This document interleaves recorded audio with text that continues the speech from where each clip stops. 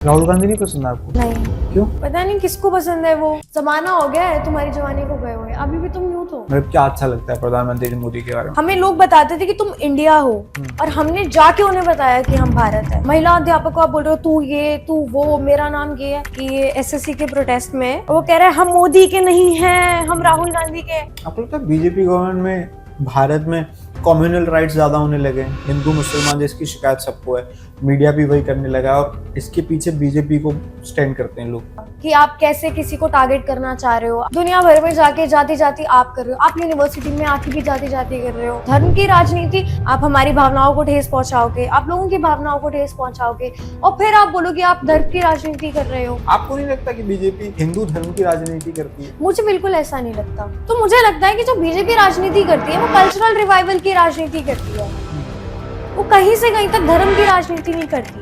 अब उसमें आप धर्म लेके आ रहे हो तो धर्म की राजनीति फिर आप कर रहे हो, हम देश की राजनीति कर रहे हैं। दिल्ली में एक नेता है अरविंद केजरीवाल, उनको लेके क्या सोचते हैं? नहीं, मैं उनको भी पसंद नहीं करती। क्यों? तो मुझे लगता है कि जो नेता अपनी बात पर नहीं टिक सकता और जो छवि उसने अपनी बनाई है वो उसमें नहीं टिक सकता, तो वो लोगों का भी नहीं हो सकता। मतलब आज के टाइम में तो सोशल मीडिया की राजनीति है, आपको नहीं लगता? सोशल मीडिया की राजनीति है। आप किसी से बदतमीजी कर रहे हैं, फिर आप वो पोस्ट कर रहे हैं। एनएसयूआई से इसलिए ऐसा बोल रहे हैं, अगर यूट्यूब से होते तो समर्थन में खड़े होते। वो जिस प्रकार के इंसान है वो भी हो ही नहीं सकते थे। क्यों? उनकी विचारधारा ही नहीं है वैसी। ये वही वाली बात है, जैसे आरएसएस भी तो यही कहता है कि हम एक राजनीतिक दल नहीं है, तो वो तो खड़ा नहीं तो है ना। राजनीतिक दल के पीछे ही है ना। ये पॉलिटिकल नेपोटिज्म है ना। तुम्हें 3 महीने में तुम इतना डर गए जो वो 300 साल में नहीं डरी। तब आपने एकदम फेमिनिज्म को हिंडर कर दिया कि we don't want women empowerment, we don't want feminism. तो व्हाई वो अनिरुद्धाचार्य को उस चीज को फॉलो करने वाला मर्द प्रॉब्लम नहीं है। जो क्राइम को जस्टिफाई करे वो भी क्रिमिनल है, जो रेप को जस्टिफाई करे that is also potential rapist.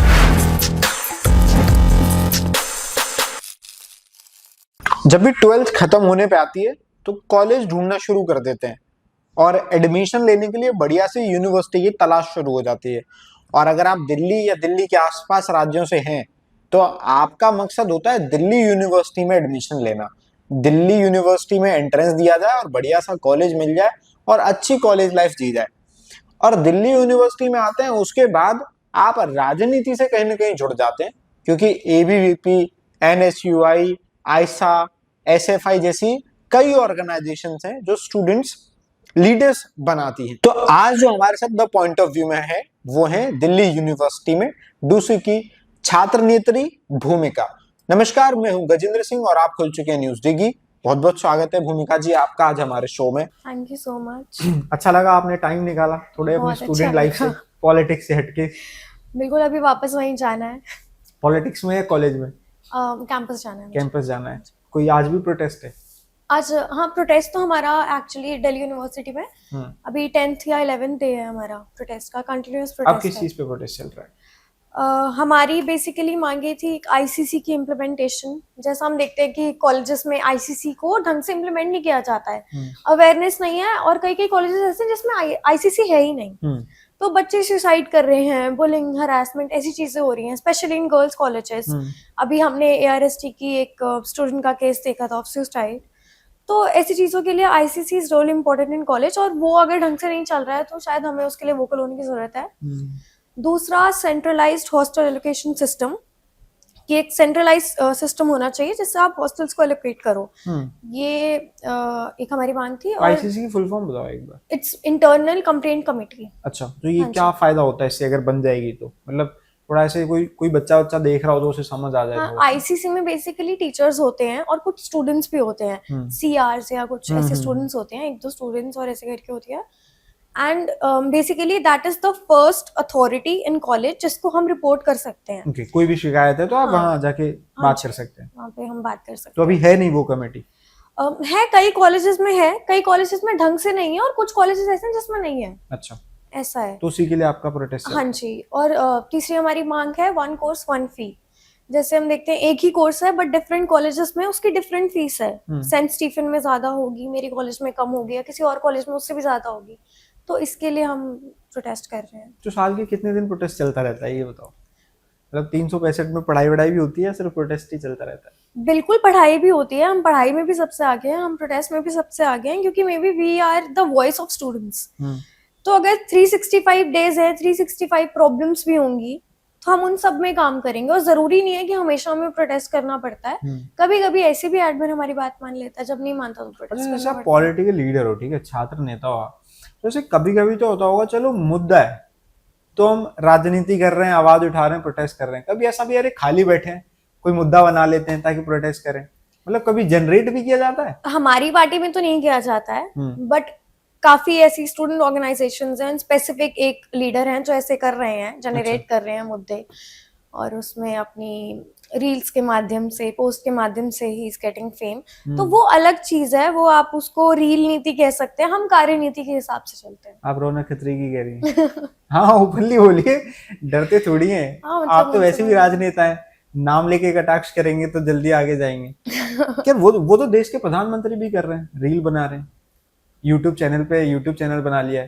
तो मतलब आज के टाइम में तो सोशल मीडिया की राजनीति है, आपको नहीं लगता? सोशल मीडिया की राजनीति है, बट आप किसी से बदतमीजी कर रहे हैं, फिर आप वो पोस्ट कर रहे हैं, उनकी भी फैमिली है जिनको आप तू करके कुछ भी कह रहे हैं कि तू ये तू वो, मेरा नाम ये है, तो वो भी किसी की फैमिली है, वो किसी के माँ बाप हैं, वो किसी के बच्चे हैं, उनको कैसा लगता होगा? आप एक तरह से आप डिफेम कर रहे हैं जस्ट फॉर योर गेन, आप दूसरे को नीचा दिखा रहे हैं, तो ये चीजें गलत हैं, और इसको हम राजनीति या कार्यनीति या स्टूडेंट एक्टिविज्म, इन सब में हम इसको मानते नहीं है। कहाँ रखते हैं आप इसको?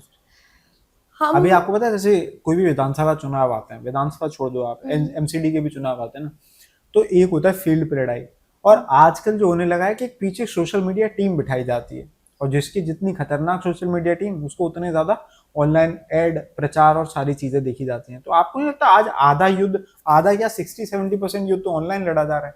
नहीं, I would say more than 60-70।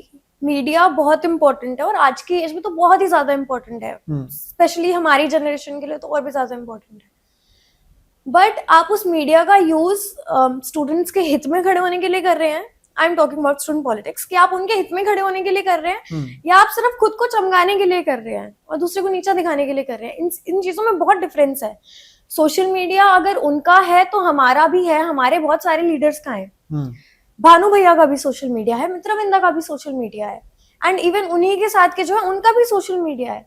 तो वो उनसे अलग क्यों है, ये आपको बहुत क्लियरली, आप सबके अकाउंट्स खोल के देखिए, सबका आपको पता चलेगा, एंड कितना रियल है कितना फेक है ये भी पता चलेगा। कितना फेक है? Like most of the accounts जो उनके यहाँ से कमेंट्स भी करते हैं, जो उनके पेज पे कमेंट करते हैं, जो हमारे पेज में उनके यहाँ से कमेंट करते हैं, वो सब फेक है, सब उनकी पीआर एजेंसी से आते हैं। मतलब हाल में तो वो इतना चर्चित आदमी हो गया था कि पूरा देश उसके बारे में बात कर रहा था, जब ये गोबर कांड हुआ, तो उसके बाद वो मटके वाला सीन भी है उनके साथ, कई सारे ऐसे टॉपिक्स हैं जिन पर उन्होंने काम किया, तो मतलब चर्चा होने लगी देश में कि हाँ भाई कोई दूसरा प्रेसिडेंट है रौनक खत्री जो इस तरीके की चीजें कर रहा है। तो आपको लग रहा है कि वो मतलब वास्तविकता नहीं है उन चीजों में? देखिए, वास्तविकता होगी भी किसी सर्टेन एक्सटेंट तक होगी, बट आप उसको कैसे फ्रेम कर रहे हो और आप उसको कैसे पोर्ट्रे कर रहे हो स्टूडेंट्स के आगे, ये बहुत इंपॉर्टेंट है। आपकी लैंग्वेज, आपका लहजा, आपकी टोन, आपकी बॉडी लैंग्वेज, सब कुछ मैटर करती है। आप लीडर हो उनके, आप सर्वेंट हो एक तरह से उनके ना, आप सर्वेंट हो, यू आर द प्रेसिडेंट, तो आप कैसे आप ऐसे बिहेव कर सकते हो? और I think just for attention and eyes आप ऐसे मुद्दे लेके आ रहे हो जो शायद रेलेवेंट भी नहीं है, और बहुत सारे ऐसे मुद्दे हैं जहाँ पे आपको रेलेवेंट होना चाहिए था, जहाँ पे आपको बोलना चाहिए था, वहां पे आपने नहीं बोला। तो ये सब चीजें मुझे लगता है कि बहुत सारे स्टूडेंट्स ऐसे हैं जो ये चीज रियलाइज कर रहे हैं, आप उनको उनकी गलती पता चल गई है। तो देखते हैं अब आगे क्या होता है, अभी फिर चुनाव आएंगे। एनएसयूआई से इसलिए ऐसा बोल रहे हैं, अगर एबीपी से होते तो समर्थन में खड़े होते? वो जिस प्रकार के इंसान है वो एबीपी में हो ही नहीं सकते थे। क्यों? उनकी विचारधारा ही नहीं है वैसी, और हमारे यहाँ पे ऐसा होता नहीं है।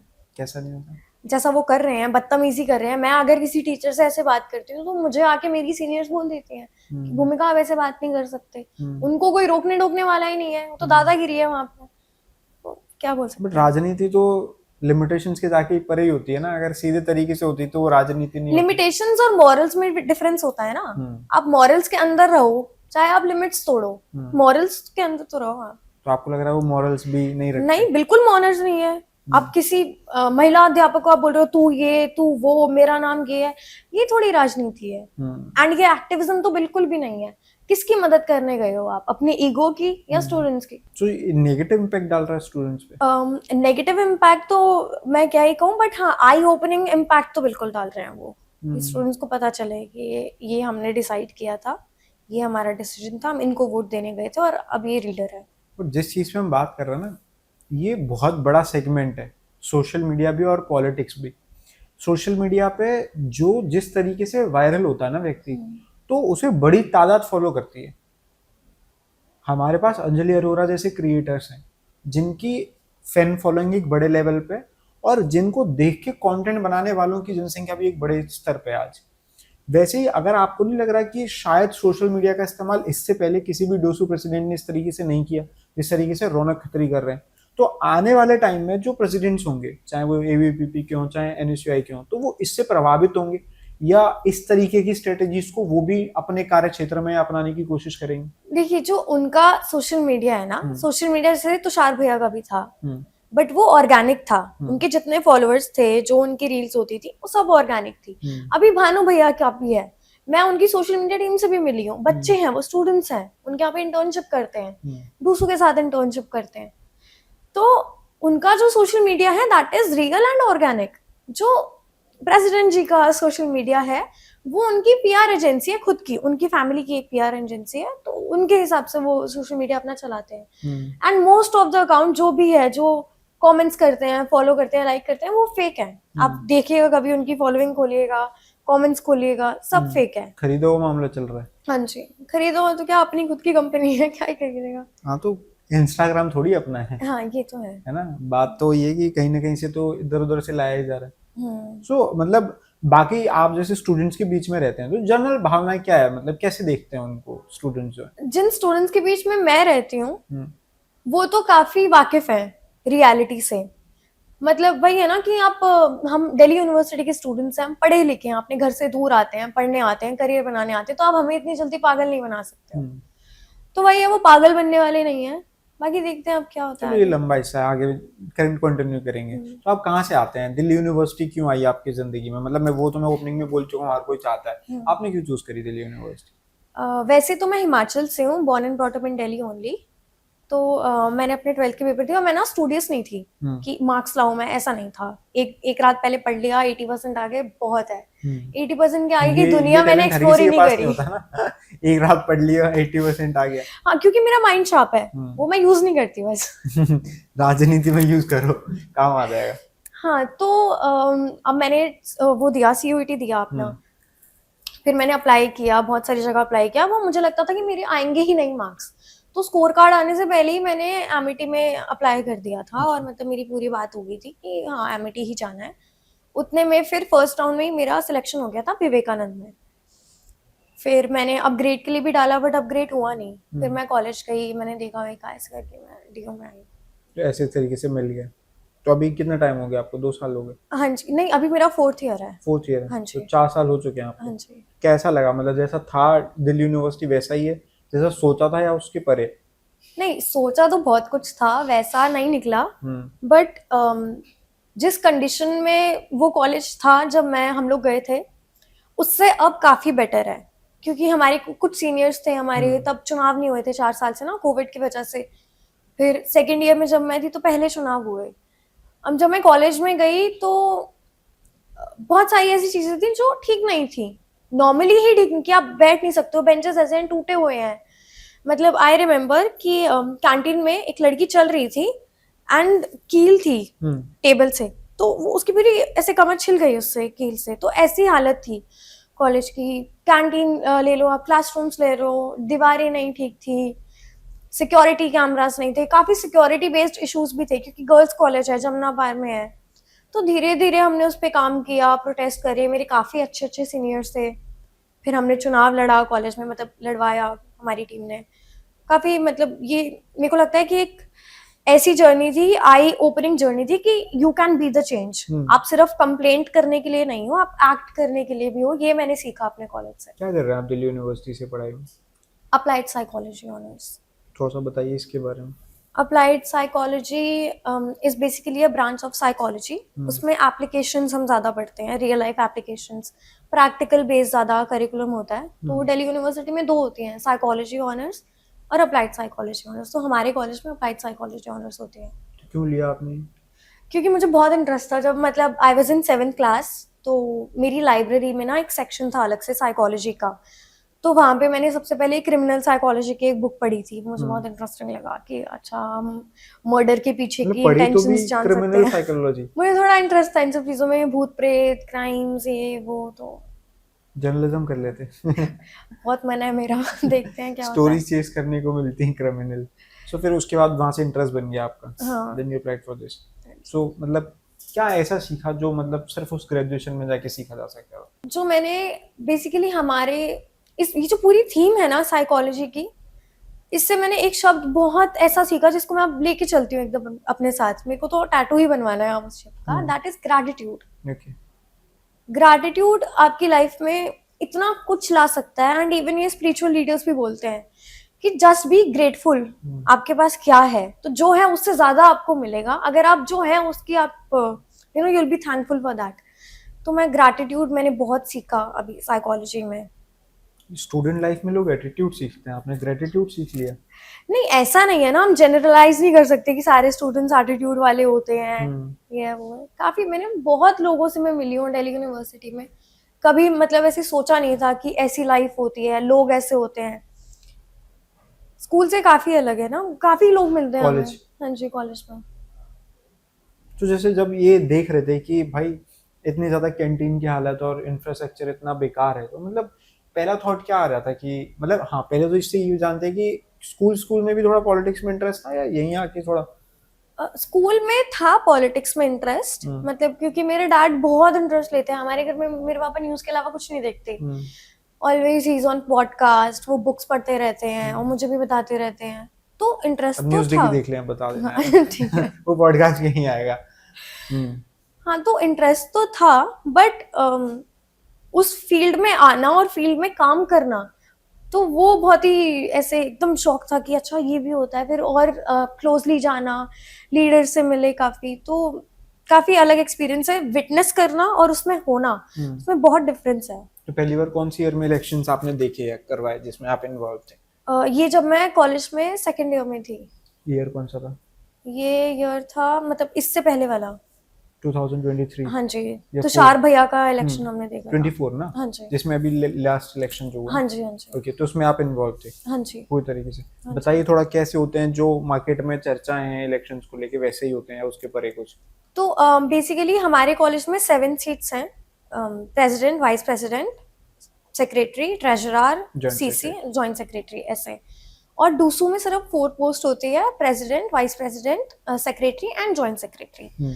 फिर डूसू ईसी के इलेक्शंस भी होते हैं, बट वो काफी थोड़ी बाद में होते हैं। उसमें 11 ईसी बनते हैं, वो अलग इलेक्शन होते हैं।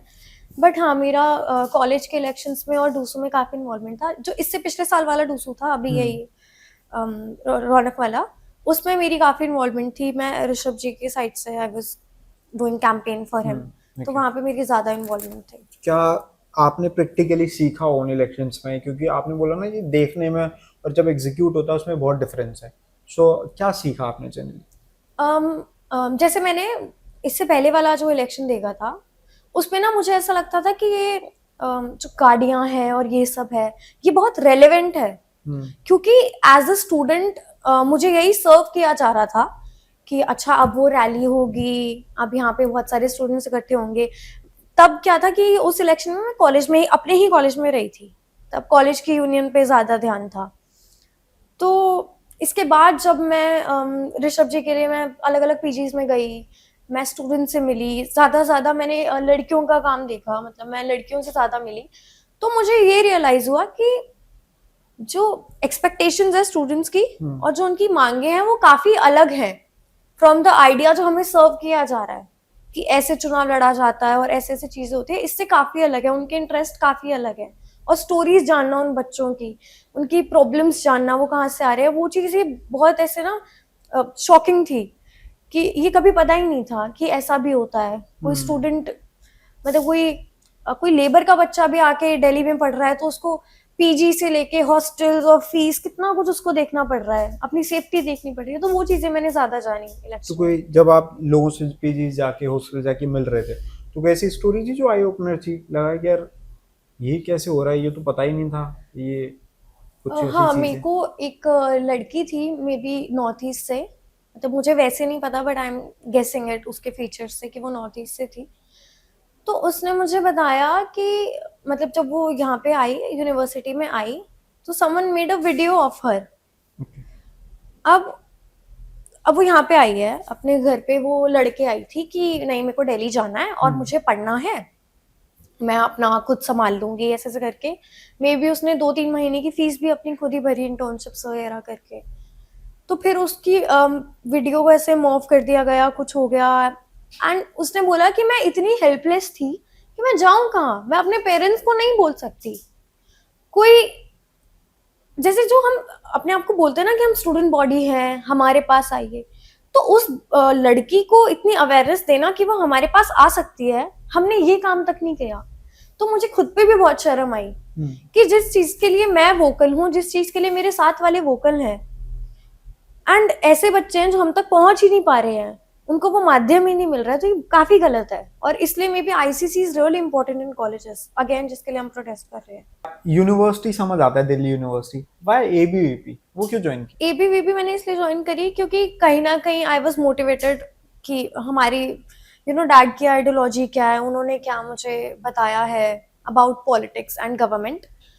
बट मोर देन दैट, जैसे मैं सबसे पहले जब मैं कॉलेज में आई तब भी मेरे मन में नहीं था ऐसा कि हाँ क्या करना है क्या नहीं है। अब मैंने देखा कि आते ही देयर वाज एबीवीपी का हेल्प डेस्क, सीनियर्स थे हमारे, उन्होंने मुझे एक बहुत प्यारा सा नोट भी दिया था, आज भी मेरे पास है वो, कि I am really proud of you and congratulations.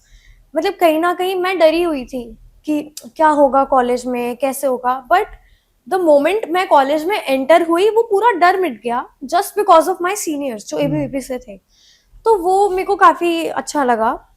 फिर ये भी था कि मैंने काफी चीजें एनएसयूआई पहले वालों देखी ने थी। वेलकम नहीं किया? नहीं, एनएसयूआई वाले नहीं थे, कहीं नहीं थे? नहीं। पहले तो बिल्कुल एनएसयूआई हमारे कॉलेज में एक्टिव नहीं थी, अब तो फिर भी है थोड़ी बहुत, पर पहले तो बिल्कुल नहीं थी। Okay. तो थोड़ा मेरे मन में ये भी था कि जैसे मैंने आपको बताया एमिटी में ना, तो मैंने ऐसे सर्च करा था कि कहाँ होती है एबीवीपी, इलेक्शंस कहाँ पे होते हैं और ये सब चीज़ें कहाँ होती है। तो फिर ये था कि हाँ गवर्नमेंट कॉलेजेस में होती है एबीवीपी।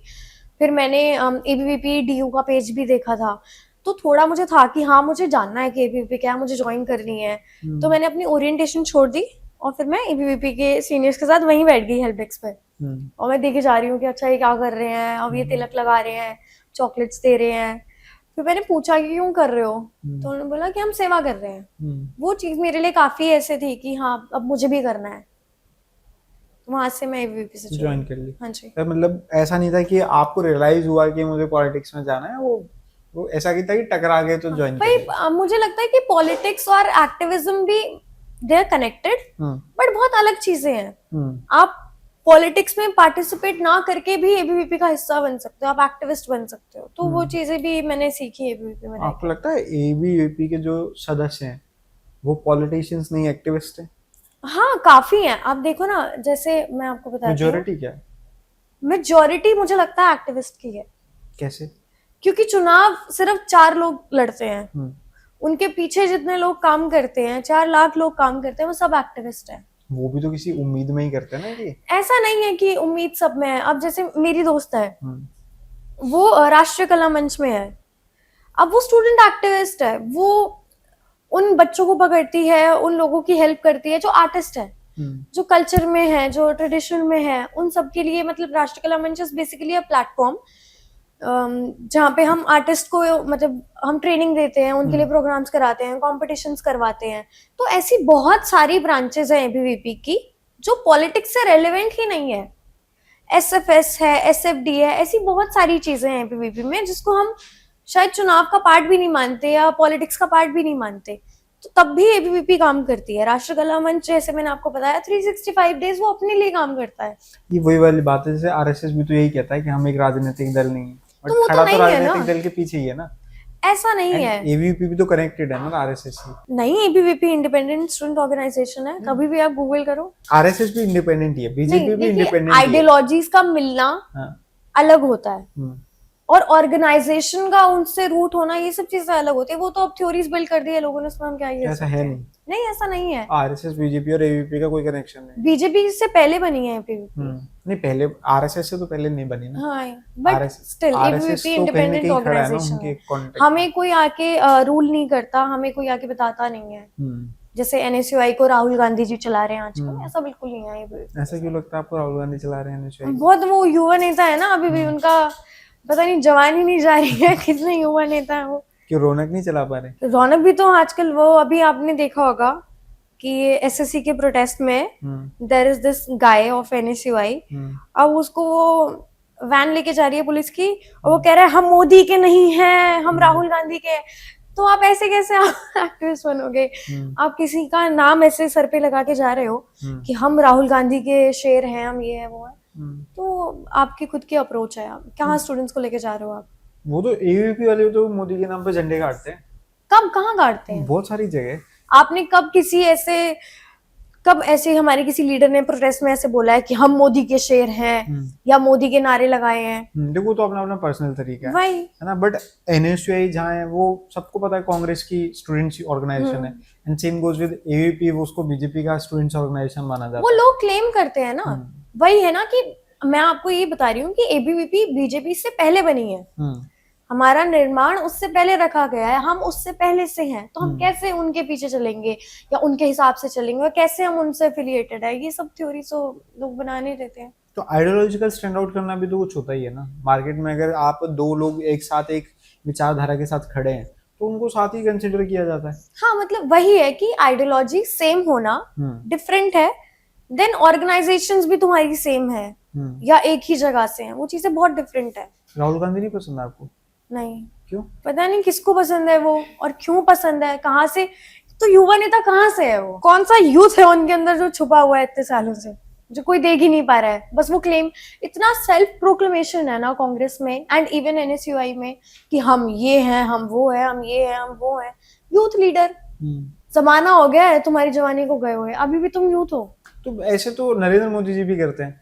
वो जिस शहर में जाके भाषण देते हैं कहते हैं मैं यहीं का हूँ, उत्तर प्रदेश में जाते कहते हैं मैं उत्तर प्रदेश का हूँ, गुजरात में जाते हैं मैं कहते गुजराती हूँ, साउथ में जाते हैं मैं कहते साउथ का हूँ, वो जिस शहर में जाते हैं वहां के हो जाते हैं। तो ऐसे ये भी शहर के हिसाब से ढलना, कल्चर के हिसाब से ढलना, वो अलग चीज होती है।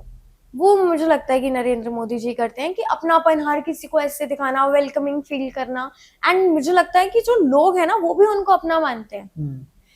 वो जाके कहीं पे क्लेम नहीं करते ना कि मैं ये मैं युवा हूँ, मैं नहीं कहते ना, वो क्लेम करते ना मैं यहाँ का हूँ, मैं गंगा पुत्र हूँ, मैं धरती पुत्र हूँ, मैं उत्तर प्रदेश का हूँ। तो धरती पुत्र कौन नहीं है? कौन नहीं है यमुना पुत्र? तो युवा भी तो युवा ही है ना, युवा की कोई डेफिनेशन तो है नहीं। युवा की डेफिनेशन कैसे नहीं है? बताओ कैसे? और कैसे राहुल गांधी युवा कैसे है, मुझे बताओ। अब उस आदमी ने शादी नहीं करी तो लोग उसे युवा ही कंसिडर करते हैं ऐसे के? अब उसके बच्चे तो है नहीं कि वो बूढ़ा हो गया है। ऐसा थोड़ी होता है। तो आप बताइए ना कैसे रिप्रेजेंट करेंगे? तो युवा मतलब शादी नहीं करी तो युवा ही ये कौन सा लॉजिक है? मैं आपको एक जस्टिफिकेशन दे रहा हूँ। हाँ। कि मान लो अगर किसी व्यक्ति ने शादी नहीं करी है, उसके बच्चे नहीं है, है ना, और वो दिखता भी बूढ़ा जैसा नहीं है, तो कंसिडर, अभी सलमान खान भी तो राहुल गांधी से बड़ा है ना। तो दिखने के हिसाब से राजनीति नहीं चलती ना। तो किस हिसाब से? आप जैसे दिख रहे हो, क्राइटेरियाज होते हैं अलग अलग। सर्टेन एज है जहां तक आप प्राइम मिनिस्टर बन सकते हो। अभी हम दूसरों की बात करें तो आप 24 के बाद इलेक्शन नहीं लड़ सकते हो। तो अब कोई 50 साल का आके बोले कि मैं तो युवा हूँ, मुझे तो लड़ना है, तो ऐसे नहीं होता ना। आप ऐसी आपने ऐसी इमेज बना ली है अपनी, आप एक डिल्यूजन में जी रहे हो। ये पूरी डिल्यूजनल पार्टी है मुझे लगता है। चलो राहुल गांधी अपने आपको युवा कह भी रहे हैं, तो इसमें क्या प्रॉब्लम है? प्रॉब्लम है क्योंकि वो अपने आप को एक ऐसी चीज का फेस दिखाना चाह रहे हैं और ऐसी चीज में खुद को इंडल्ज कराना चाह रहे हैं जिसके लिए वो शायद उतना अच्छा सोचते नहीं है, या उनके ग्रोथ के बारे में, उनके डेवलपमेंट के बारे में नहीं सोचते। वो युवा को अपनी राजनीति के लिए यूज कर रहे हैं, युवा के लिए राजनीति नहीं कर रहे हैं। अभी जब उन्होंने भारत जोड़ो यात्रा करी तो देखिए वो जगह जगह अलग अलग लोगों से मिलते, बात करते, अलग अलग धर्म, अलग अलग कलरों के लोग, अलग अलग हाइट्स, अलग अलग शहर, हर जगह से वो लोगों से मिल रहे थे, बात कर रहे थे।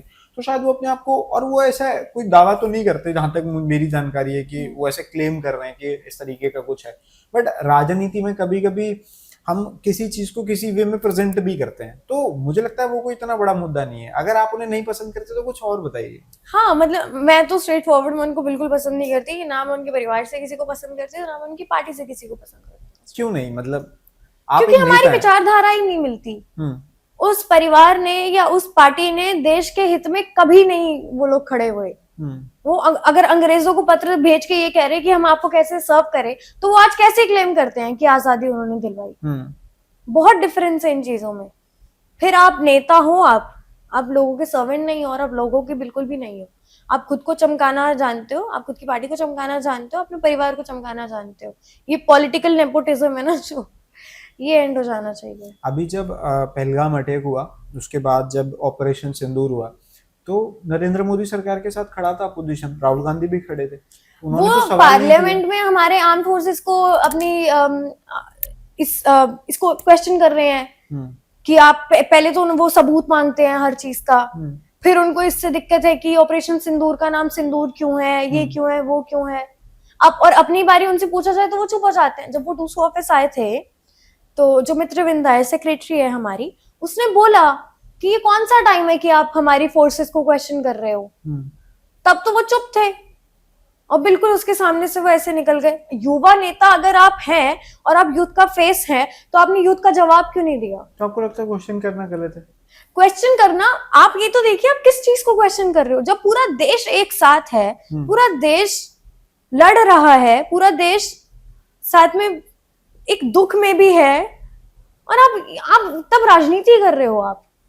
और इससे सही में एक एग्जांपल सेट होता है कि आप सच में राजनीति करने आए हो, आप लोगों के लिए नहीं हो, आप खुद के लिए हो। पर जो बेसिक सवाल है वो तो अपोजिशन पूछेगा ना, फिर नहीं पूछेगा तो तो कहेंगे फिर आप ये किस बेसिस पे कह सकते हो कि अपोजिशन ने उनका साथ दिया? नहीं, फिर हाँ, तो जब उन्होंने प्रेस मीडिया में आके और पब्लिक प्लेस पे आके क्लियरली बोला, जब ऑपरेशन सिंदूर हो रहा था, कि हम सरकार के साथ खड़े हैं। जब पहलगाम अटैक हुआ, हम सरकार के साथ है, सरकार जो एक्शन लेगी हम उसमें उसके साथ खड़े हैं। तो यही तो But इनकी जब पॉलिटिक्स बेसिक सवालों की जवाब आएगी तो फिर अपोजिशन तो पूछेगा ना कि जी हाँ जी इस पे क्लेरिफिकेशन दो। बट वो टाइम नहीं था ना पूछने का, ये ऐसी चीजें पार्लियामेंट करने सेशन का। चलेगा तभी कौन पूछा जाएगा। पाकिस्तानी, आप मुझे बताइए कि पाकिस्तान की पार्लियामेंट में अपने फोर्सेस को पूछ रहा होगा? वो तो अगले टेररिज्म को नहीं पूछते। हम अपने चैनल पे जुड़े कई हुए ऐसी हैं वो वीडियो डाल आपस रहे थे में। जो पाकिस्तान के सिटीजन्स हैं, वही क्वेश्चन कर रहे हैं कि ये कुछ नहीं कर रहे हैं, पाकिस्तान वाले इंडिया से पिट रहे हैं। अरे तो वही तो वो कह रहे हैं, वो अपने साथ तो है, हमारे तो ये अपने ही खिलाफ है कि आर्मी को मोदी चला रहा है, तो अब हमें आर्मी को टारगेट करना है। आप ये भी नहीं देख रहे हो कि अगर आप पार्लियामेंट में बैठ के भी अपनी स्पीच दे रहे हो ना, तो वो आर्मी की वजह से है। आपको क्वेश्चन करना चाहिए। और मुझे तो राहुल कॉन्स्टिट्यूशन ही देता ना किसी को भी क्वेश्चन करने का। आर्मी इसका मतलब बिल्कुल ये नहीं होता था ना कि सवाल नहीं कर सकते। आप वॉर के बीच में कैसे आर्मी से क्वेश्चन वॉर तो करोगे? कभी हुआ ही नहीं। जो भी चल रहा था, अटैक चल रहा था, हमारे लोगों को मारा गया। पार्लियामेंट सेशन था ही नहीं, अभी तो है, अभी तो कोई वॉर नहीं है। जब उन्होंने क्वेश्चन करा, उस टाइम भी काफी डेलिकेट मामला चल रहा था, हमारी आर्म फोर्सेस लगी हुई थी, जो जिनके साथ बुरा हुआ था वो तब भी रो रहे थे। और उस बीच में अगर आप उसको क्वेश्चन करोगे तो आई डोंट थिंक सो ये राइट टाइम है क्वेश्चन करने का। इवन आपके पास राइट है, आप ऑपोजिशन हो, आप टाइम देखकर, जगह देखकर, अपनी लैंग्वेज देखकर आप ठीक है, आप अपना स्टैंड ले सकते हो या आप क्वेश्चन कर सकते हो। वो कहीं से कहीं तक मुझे उनका सही नहीं लगा। 26 लोग मारे गए पहलगाम में। अब अगर कोई नहीं पूछेगा कि सिक्योरिटीज कहाँ थी तो कैसे काम चलेगा? अब अपोजिशन तो पूछेगा ना, सवाल तो करेगा ना। अब ऐसा नहीं कि 2014 से पहले हादसे नहीं होते थे। जब मुंबई अटैक हुआ तो बीजेपी ने सवाल नहीं किए, बीजेपी चुप थी। इन्होंने, हर राजनेता सवाल करेगा। पहले जब ये अयोध्या वाला अटैक हुआ 1992 में, है ना, मस्जिद पे, उस टाइम पे सबने सवाल किए। उस टाइम पे रेजिग्नेशंस दिए। उत्तर प्रदेश के मुख्यमंत्री ने, जो कल्याण सिंह थे, उन्होंने इस्तीफा डाला। आज तो ट्रेन हादसा हो जाता है, एयरप्लेन हादसा हो जाता है, 200-250 लोग मर जाते हैं, बीजेपी का कोई नेता इस्तीफा तक नहीं देता। और अब उसमें भी अपोजिशन 4 सवाल पूछ रही है, और आप उसे कहो कि अपोजिशन क्यों सवाल पूछ रही है? मुहूर्त निकले सवाल पूछने का, तो ये तो फिर ऐसा मुहूर्त की बात नहीं है। देखिए, आप किसी अटैक में किसी का इस्तीफा मांग रहे हो, करो वो सब चीजें, बट वो पर्टिकुलर जो उनकी स्टेटमेंट थी, वो जो पर्टिकुलर उनका टोन था ऑफ क्वेश्चनिंग, वो जो पूरा जोन था उनका, जो उनकी सोच थी उसके पीछे, मुझे उससे प्रॉब्लम है। और मुझे लगता है सबको होनी चाहिए। हमें एक अच्छा अपोजिशन चाहिए। आप एक छात्र नेता होने के नाते मानते होंगे। अभी मैं कल परसों ही सुन रहा था, जो टीचर्स हैं जो एसएससी का प्रोटेस्ट कर रहे हैं, उनमें शायद अभिनव सर करके थे, एक अभिनय या अभिनव है, sorry if I am wrong. तो वो कह रहे हैं कि अगर हमारे पास अपोजिशन अच्छा होता तो हमें टीचर्स को आने की जरूरत ही नहीं पड़ती। तो शायद वो भी ये मानते हैं कि अपोजिशन ठीक नहीं है, और देश का ज्यादातर लोग ये मानते हैं कि अपोजिशन अच्छा नहीं है। तो अब अपोजिशन सवाल कर रहा है तो हमें प्रॉब्लम है, अपोजिशन चुप हो जाता है तो हमें प्रॉब्लम है। तो फिर हमें कैसा अपोजिशन का काम है बोलना, और वो बहुत एक हेल्दी चीज भी है। मुझे लगता है वही है जो ग्रो करेगी आगे जाके, और देश के हित में भी वही हमें लेके जाएंगे। अपोजिशन है तो हम है, ऐसा मैं मानता हूँ। But there are certain topics and certain times जहां पर रिक्वायरमेंट है कि पूरा देश साथ में खड़ा हो जाए। और मैं ऐसा नहीं कह रही कि ऐसा पहले नहीं हुआ या वो पहले कभी खड़े नहीं हुए, बट उस टाइम जहां नीडेड था वो नहीं हुए। अब हम इसको जस्टिफाई नहीं कर सकते ना कि कल तो साथ बैठे हुए थे या परसों तो फिर साथ आ गए। जो हुआ है उसको हमें रिकॉग्नाइज करना जरूरी है। आपको लगता है PM Narendra Modi best PM है अब तक के? जितना मैंने देखा है दुनिया को, उस हिसाब से तो बेस्ट है। मतलब क्या अच्छा लगता है प्रधानमंत्री मोदी के बारे में आपको? मुझे लगता है कि जो रिप्रेजेंटेशन उन्होंने करी है भारत की, कि हमें लोग बताते थे कि तुम इंडिया हो, और हमने जाके उन्हें बताया कि हम भारत है। तो ये जो काम किया है ना, ये मोदी जी ने करा है, और इसको मैं काफी अप्रिशिएट करती हूँ। मतलब इंग्लिश को हिंदी कर दिया है? इंग्लिश को हिंदी नहीं करा है, भाव है उसके पीछे, एक आइडेंटिटी है हमारी, उसको बताया है लोगों को। अब इसमें तो आपने लेटेस्ट न्यूज पढ़ी होगी, जिसको वो अपना मित्र कह रहे थे उसने 25% टैरिफ लगा दिया कल ही भारत पे। मतलब पूरे ट्विटर पे मैं कल ही देख रहा, थू हो रही है चारों जगह।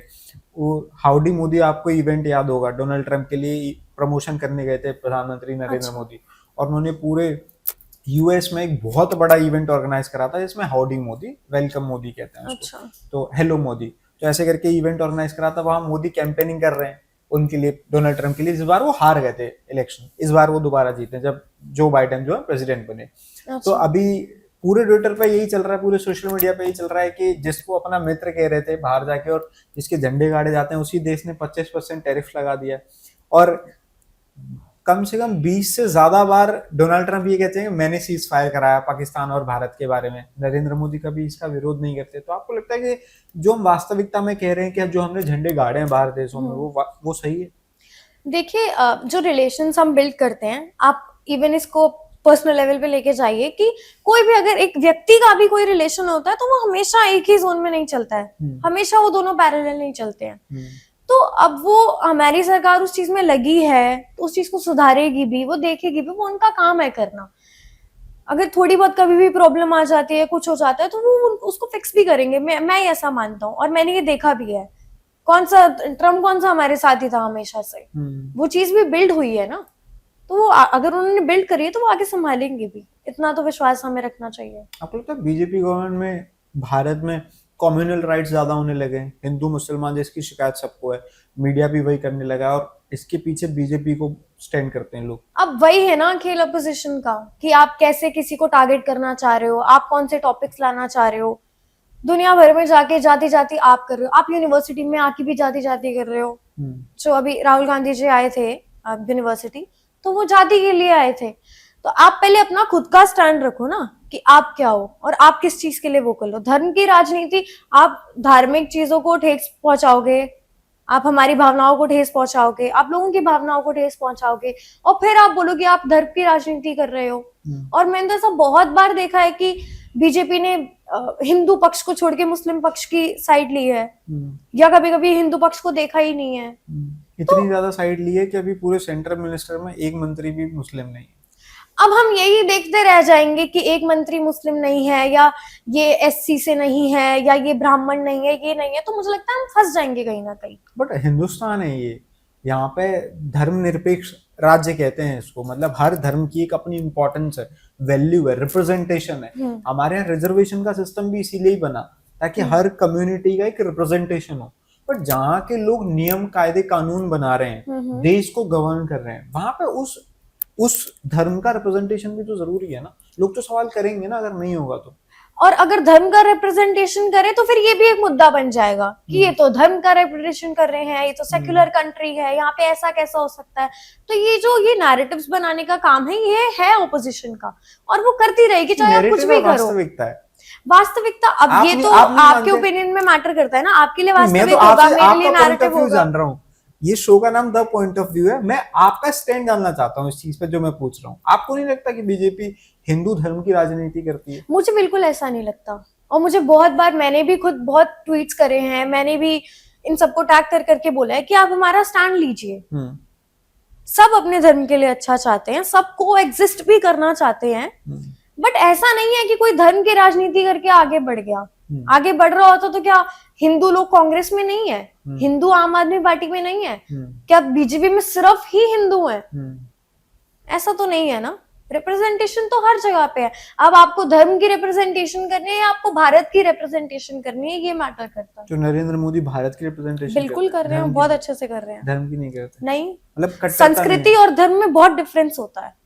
ये संस्कृति है हमारे देश की जिसके लिए वो वोकल है, धर्म कहीं से कहीं तक नहीं है। तो आप मतलब बड़े बड़े एक्सपर्ट इस बात को कहते हैं कि जो बीजेपी ने इतनी पावर को पाया है उसके पीछे रिलीजन वाला एजेंडा है जिसको लेके वो चले।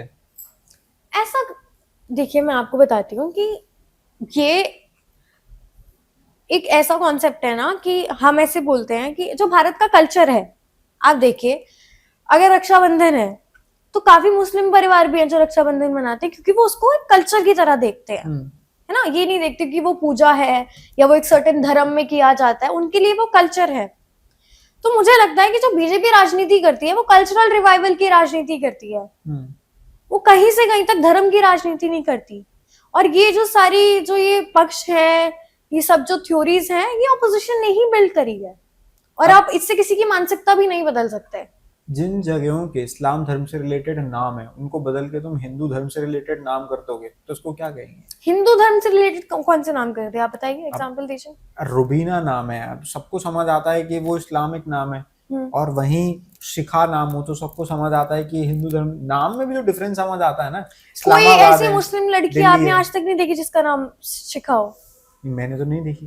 अब आप जैसे समझिए दिल्ली है, इस्लामाबाद है, सुनते ही समझ आ जाता है ना। एक आप चाहे ये कह लो कि अगर वो नाम ऐसे लोगों पे बेस्ड है जिन्होंने आक्रमण करा था दिल्ली पे, जिन्होंने कब्जे करे थे, जिन्होंने हमारे राजाओं को मारा था, हमारी प्रजा को मारा था, हमारी औरतों की इज्जत लूटी थी, और अगर उसको चेंज करके हम ऐसे राजाओं के ऊपर उनके नाम रख रहे हैं जिन्होंने देश के गौरव को बढ़ाया, तो वो कहाँ से गलत है? अब उसमें आप धर्म लेके आ रहे हो तो धर्म की राजनीति फिर आप कर रहे हो, हम देश की राजनीति कर रहे हैं। सही है। खैर जब हम बात करते हैं तो नरेंद्र मोदी के लिए कई सारे लोग अपने अपने पर्सपेक्टिव्स रखते हैं। कई लोग उन्हें भगवान का अवतार भी कह देते हैं, कई उनको मतलब कहते हैं वो मतलब पुरुष नहीं है, महापुरुष हैं। इस तरीके की स्टेटमेंट्स जनरल आती रहती हैं लोगों की। राहुल गांधी के लिए भी अपनी अपनी आती हैं। आप मतलब जब कई बार मैं भी ग्राउंड पे जाता हूँ तो हम ना जनरल पूछ लेते हैं लोगों से कि अगर आपके सामने संविधान हो या गीता हो तो आप इसको चुनेंगे। तो जब जवाब गीता मिलता है तो समझ आता है कि ये जो उपज है कि आप देश के नियम कायदे कानून और देश से ऊपर आप एक धर्म को रख रहे हैं, तो ये कहाँ से पैदा हो रही है फिर लोगों की इस तरीके की मानसिकता?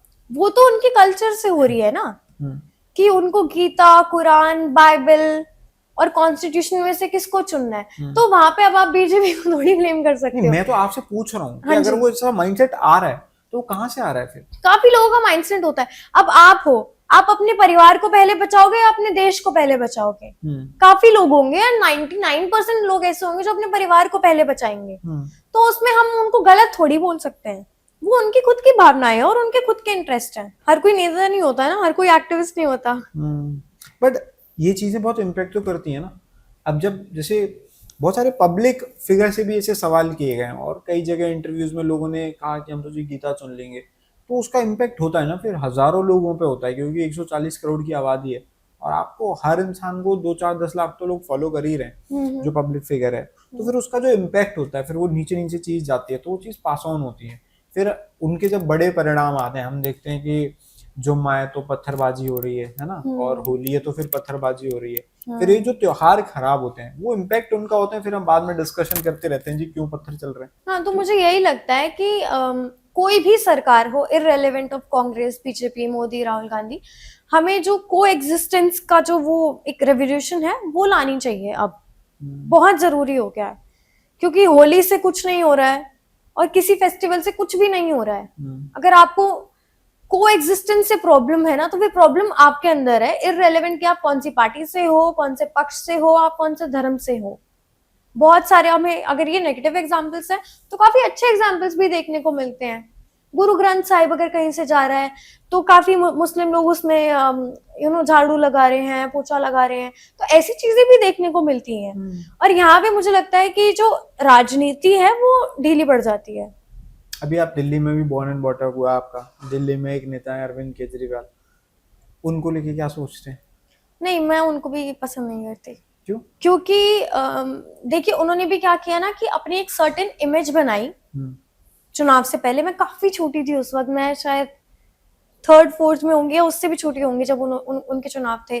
तो मैं आम आदमी पार्टी हूँ, वो एक वैगनार लेके चलते थे, मेरे हिसाब से वो वैगनार थी ऐसे ग्रे से कलर की, मुझे पूरा याद है, ऐसे न्यूज में आता था। तो मेरे को भी बड़ा ऐसा लगता था कि यार ये सीएम कैंडिडेट कैसे हो सकता है कि मैं कोई घर नहीं लूंगा, मैं कोई गाड़ी नहीं लूंगा। अगले चुनाव लेते ही बंगला कहाँ आया, गाड़ी कहाँ आई, कहाँ आपके बच्चों की एडमिशन हो गए, आपकी पत्नी की नौकरी लग गई। तो मुझे लगता है कि जो नेता अपनी बात पर नहीं टिक सकता और जो छवि उसने अपनी बनाई है वो उसमें नहीं टिक सकता, तो वो लोगों का भी नहीं हो सकता। जो इंसान की सोच होती है ना, जो उसकी सेल्फ आइडेंटिटी होती है, अगर वो उससे ही ट्रू नहीं है तो वो किसी और का भी नहीं हो सकता, वो दूसरे इंसान का भी नहीं हो सकता, तो वो प्रजा का क्या होगा। बट आपको नहीं लगता, मतलब ऐसा मैं आपसे पूछ रहा हूँ कि he is the only one पूरे देश में जो अपनी रिलीज में जाके एजुकेशन पे बात करता है, हॉस्पिटल पे बात करता है, सब करते हैं। मैं तो ये मानती हूँ कि ये तो बात तो राहुल गांधी भी करता है, फिर मोदी जी भी करते हैं, सब करते हैं इन सब टॉपिक्स पे बात। जब अरविंद केजरीवाल ने माहौल ऐसा बिल्कुल नहीं है। अब ये है ना कि देखो, अगर मैं किसी एक इंसान को आइडोलाइज कर दूंगी ना, तो फिर मेरे लिए धरती वहीं से शुरू वहीं से खत्म, फिर मेरे को दिखेगा ही नहीं आसपास। मैं तो जर्नलिस्ट हूँ, मुझे तो पूरी स्पीच सुननी पड़ती है, ठीक है, ताकि मुझे खबर बनानी है। तो मैं जब रैलियों के भाषण सुनता हूँ ना, चाहे वो पीएम मोदी क्यों, चाहे राहुल गांधी क्यों, तो उनका 1% भी पार्ट एजुकेशन के इर्द गिर्द नहीं घूमता। कोई भी वादा, कोई भी भाषण, कोई भी बातचीत और जो जनता है उससे नहीं होती। वो नहीं कहते कि हम तुम्हारे स्कूल सही कर देंगे, वो नहीं कहते कि हम नए स्कूल्स बनाएंगे, हम एजुकेशन पॉलिसीज लाएंगे। अभी केजरीवाल जी कहते थे कि हम स्कूल्स नहीं कर देंगे, ये नहीं कर देंगे। अब मैं बताती हूँ, मैं मोतीबाग में रहती थी और मेरे घर के आसपास अराउंड 4-5 ऐसे वॉकिंग डिस्टेंस पे ही गवर्नमेंट स्कूल्स थे। तो हमारे यहाँ पे भी ना, क्योंकि सरकारी सेंट्रल दिल्ली का एरिया था, साउथ दिल्ली, तो काफी ऐसे ये रैलीज वगैरह होती रहती थी। तो मैं तो छोटा सा था, मेरे को बड़ा मजा आता था, किसी की भी रैली हो मैं चला जाता था देखने के लिए, है ना, कि केजरीवाल वाले वो झाड़ू वाड़ू लेके टेम्पो में ऐसे करके आते थे। एक ये बीजेपी वालों ने करवाया था, वो सिद्धू को बुलाया था। तो मैंने वो सब चीजें, चाहे मेरे को समझ नहीं आ रही सिद्धू क्या बोल रहा है, पर मैं थी वहां पे एक्टिव, तो मैंने ये सब देखा। तो एक ना पोस्टर लगाया फिर हमारे, तो जब केजरीवाल जी जीत गए तो एक पोस्टर लगाया कि हमने इस स्कूल का निर्माण किया है। वो स्कूल में तब से देखती आ रही थी जब से वहां पे शिफ्ट हुई थी। अब उस स्कूल में एक पिंक कलर का पेंट करवा दिया और फिर पूरे जगह एडवर्टाइजमेंट छपवा दी कि हमने स्कूल का निर्माण किया है, जहाँ पे डॉक्यूमेंटेशन है कि वो स्कूल कब का होगा। तो ये सब चीजें है ना, आप अपने आप को फ्रेम कर रहे हो एक सर्टेन तरह से, ये मेरे को गलत लगती है। आपको नहीं लगता हमारे देश में थोड़ा सा सनातन धर्म का प्रचार थोड़ा ज्यादा होने लग गया है, थोड़ा कुछ ज्यादा बातचीत हर तरफ, क्योंकि रील्स का भी कंट्रीब्यूशन होने लग गया है। वृंदावन में उतना रश नहीं होता था जितना अब होने लग गया है, कोई जगह नहीं छोड़ी जहाँ पे लोग अब नहीं जाते हैं, और इस तरीके का जो धार्मिक कल्चर है वो काफी बढ़ रहा है हमारे देश में। हाँ तो ठीक है ना, लोग वोकल हो रहे हैं अबाउट देयर रूट्स, तो अच्छी बात है। बट जो धार्मिक जगहों पे दिक्कत हो रही है, दिक्कत कहाँ हो रही है, एम्प्लॉयमेंट बढ़ रही है। मतलब हाँ, मैं ये मानती हूँ कि भीड़ ज्यादा है या कुछ है तो प्रॉब्लम्स होती हैं, बट हाँ सरकार उसमें अगर हेल्प करे या लोग भी उसमें थोड़ा कंट्रीब्यूट करे उसकी मैनेजमेंट के लिए, तो चीजें ठीक हो सकती हैं। अब कोई अपने धर्म को ज्यादा मान रहा है या कुछ कर रहा है तो वो तो अच्छी बात है, उसमें क्या बाबा कल्चर भी तो थोड़ा ज्यादा बढ़ गया है। हाँ बाबा कल्चर तो बढ़ गया है, जहाँ देखो वहाँ बड़ा क्या है। मुझे लगता है कि अभी बाबा कल्चर जो है वो उसको प्लेटफॉर्म मिल गया है। पहले बाबा कल्चर ज्यादा था पर वो नोटिस में नहीं आता था, अब नोटिस में ज्यादा आता है। महाकुंभ में 2-4 वायरल हो जाते हैं, 2-4 इधर पर्ची निकाल के वायरल हो जाते हैं, तो मतलब अलग अलग तरीके के बाबा लोग हैं। खैर अभी एक रीसेंट कंट्रोवर्सी भी चल रही है, अनुराधा आचार्य का नाम सुना होगा आपने, कह रहे हैं कि 25 साल के बाद लड़कियां लिव इन में नहीं रहनी चाहिए, यहाँ मुंह मार लेती हैं, वहाँ मुंह मार लेती हैं, फिर उसके बाद शादी हो रही है, ये हो रहा है, वो हो रहा है, जिसपे दिशा पटानी की जो बहन है खुशबू पटानी, उन्होंने हाँ जी। जवाब दिया, फिर वो कंट्रोवर्सी आगे बढ़ गई। आप क्या सोचते हैं, मतलब लिव इन में रहना ठीक है नहीं है, और जो आज प्यार मोहब्बत की चीजें चल रही हैं, मतलब जिस तरीके से आज की जो कल्चर है, मतलब हम जनरली देखते हैं कि मतलब रिलेशनशिप्स बहुत लाइट स्टेटस हो गई है, मतलब उनको इतना लाइटली लिया जाता है कि मतलब एक फैशन सा बन गया है। आपका क्या टेक है उसमें? देखिए, मेरे पर्सपेक्टिव में तो मेरे जैसा इंसान कभी लिव इन में रह नहीं सकता, और मैं उस चीज को सपोर्ट भी नहीं करती अपने एड से। कोई कर रहा है तो ठीक है, नो कमेंट्स ऑन दैट, उसमें मेरा कोई इंटरेस्ट नहीं है। बट हाँ, मुझे नहीं लगता कि live in is something I would go for. मैं उस चीज में थोड़ा हूँ पीछे। क्यों? क्योंकि मुझे लगता है ना कि जो एनर्जी एक्सचेंज होती है ना, even if you talk to someone, you touch someone, आप एक्सचेंज करते हो उनकी एनर्जीज। ये मैंने पढ़ा था कहीं पे कि योगिक कल्चर में there are like 5 aspects of body: physical, mental, ethereal, emotional and bliss. तो आप इन 5 एस्पेक्ट से सामने वाले से इंटरेक्ट करते हो, एनर्जी एक्सचेंज करते हो, चाहे वो फिर कोई भी हो। फिर आप लिव इन में रह रहे हो किसी के साथ इतना क्लोजली, और फिर चीजें सही ना रहे, ये रहे। मैं बहुत विश्वास करती हूँ इस चीज में कि हाँ, मम्मी पापा ही ढूंढेंगे। वो मेरी ज्यादा सोच है। तो आप मतलब जो पहले वाला रूटीन रहता था सिस्टम, उसी पे अरेंज मैरिज वाले में शादी कर दोगे? मेरे बस की नहीं है ये सब। आजकल का जो मतलब हम ट्रेंड देख रहे हैं, उसमें मतलब लगता है आपको कि सोशल मीडिया का बहुत ज्यादा कंट्रीब्यूशन है जिस तरीके से चीजें बदल रही हैं? क्योंकि मतलब एक टाइम पे बस हमने एक सुना था कि शब्द होता था प्यार, बट आज के टाइम पे मतलब क्या नहीं होता, फीलिंग्स कुछ चल रहा है, सिचुएशनशिप कुछ चल रहा है, मतलब मतलब पता, मुझे तो टर्म भी नहीं याद सारे, इतने सारे जो टर्म्स आ गए हैं आजकल के, वो जेनजीज वाली ऑर्गेनाइज वो जो जनरेशन है, वो सारे लोग हैं, और जिस तरीके से हम बदलाव देख रहे हैं बहुत रैपिडली, तो मतलब हम किस तरफ बढ़ रहे हैं? एक तरफ तो जहाँ है वहां हम सनातन की चीजों को प्रमोट कर रहे हैं, भक्ति भाव भी, और दूसरी तरफ आजकल वो स्टोरीज भी आप देख रहे हैं, कोई नीले ड्रम में कटा हुआ मिल रहा है इंसान, कोई कहीं मतलब कोई बीवी किसी के साथ भाग जा रही है, कोई बॉयफ्रेंड को धोखा दे रही है। तो ये जो हम अचानक से, या तो सोशल मीडिया की वजह से हम बहुत नोटिस कर रहे हैं, हमारे सामने आ जा रही हैं, या हो ही अब रही हैं, क्या लग रहा है? हाँ, देखिए, ये भी आपने ठीक बात करी कि सोशल मीडिया की वजह से हम नोटिस ज्यादा कर रहे हैं। अब वो चाहे कोई भी चीज हो, मुझे लगता है कहीं ना कहीं वो पहले भी एग्जिस्ट करती थी, बट आज हमारे नजर में ज्यादा आ रहा है। और हाँ, ये है कि हाँ, सोशल मीडिया का काफी रोल है इन सब चीजों को खराब करने का, क्योंकि हमने ना एक जेंडर वॉर शुरू कर दी है, और उस वॉर में खुद को रेलेवेंट बनाने के लिए हम कुछ भी कर रहे हैं। हम बेसिक बायोलॉजी को तोड़ रहे हैं, हम सोसाइटी की बेसिक जो नींव है, when we talk about gender, कि this is the role which a female plays and this is the role which a male plays, हम उसको इतना कॉन्ट्राडिक्ट करना चाह रहे हैं कि हम उसको कॉन्ट्राडिक्ट करने के चक्कर में हम देख ही नहीं रहे हम कर क्या रहे हैं, है ना? कि हम एक तरफ हम बात करते हैं फेमिनिज्म की, विमेन एम्पावरमेंट की, दूसरी तरफ हमें ऐसी मूवीज देखने को मिलती है जिसमें फेमिनिज्म तब औरत जो है वो एम्पावर्ड है जब वो अपने पति को चीट करे। ये चीजें देखने को मिल रही है। और एक तरफ फिर हम बोलते रहे कि वी आर अगेंस्ट फेमिनिज्म, तो हम अपनी बीवी को मारेंगे। तो ये चीजें दोनों पक्ष से मुझे लगता है कि गलत है, और कहीं ना कहीं वही, अगर धर्म की बात भी करो, जेंडर की बात भी करो, तो को एग्जिस्ट करना हम सबको आना चाहिए।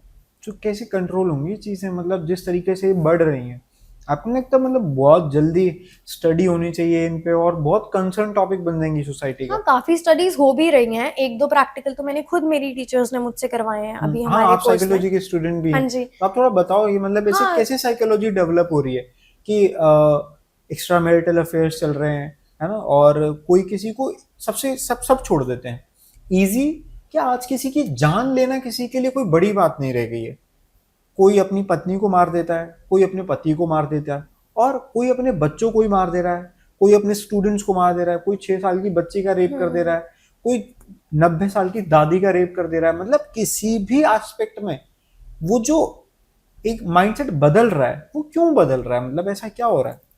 मुझे लगता है कि हाँ, अगेन ये चीजें मेरे को ऐसा लगता है कि पहले बहुत ही ज्यादा होती होंगी, अब उस हिसाब से कम है फिर भी, बट अब जो है वो नोटिस में ज्यादा आ जाता है। लोग ज्यादा वोकल है इस बारे में, और लोग ज्यादा जानना चाहते हैं। तो जितना ज्यादा वो वोकल है, जितना ज्यादा वो जानना चाहते हैं, उसी आधार पर हमें इसके लिए अवेयरनेस भी फैलानी चाहिए, लॉ एनफोर्समेंट थोड़ी ज्यादा करनी चाहिए, और जैसे सेल्फ डिफेंस जैसी चीजें हैं, ये सब हमें ज्यादा इम्प्लीमेंट करना चाहिए इन जनरल पब्लिक। तो मेरे को लगता है कहीं ना कहीं ये सब चीजें कंट्रोल हो सकती है। पर जैसे हमारे भारत को हमेशा पुरुष प्रधान समाज माना जाता है ना, पेटियार की यहाँ पे मतलब जो है वो काफ़ी होती है, रहती है हमेशा से। तो अब जैसे मेंस को भी हम देखते हैं कि इस तरीके के वीडियोस आते हैं, वो बेंगलोर से आया था जिन्होंने सुसाइड कर लिया अपनी बीवी के चक्कर में, अभी गुड़गांव से भी टीसीएस का मैनेजर था उनका भी आया।